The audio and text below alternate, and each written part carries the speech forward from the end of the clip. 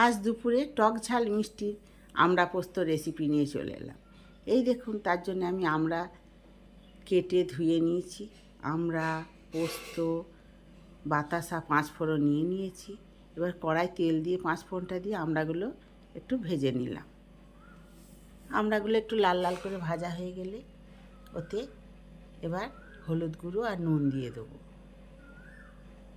হলুদ গুঁড়ো নুন দিয়ে আর একটু নেড়ে চেড়ে নিয়ে জল দিয়ে দিলাম। জল দিয়ে বেশ ফুটে উঠলে, একটু গাঢ় হয়ে এলে, বেশ দেখবো এটা গাঢ় গাঢ় হয়ে গেছে। খুন্তি দিয়ে দেখলাম আমড়াটা গলে গেছে। এবার পোস্তটা ঢেলে দিলাম। পোস্তটা দিয়ে আর একটু নেড়ে চেড়ে নিয়ে এবার বাতাসাটা দিয়ে দিলাম। বাতাসা দিয়েছি, আর একটু চিনি দিয়েছি মিষ্টি লাগবে বলে।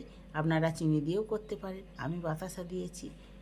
এইবার গাঢ় গাঢ় হয়ে নামিয়ে নিলেই আমাদের আমড়া পোস্ত রেডি।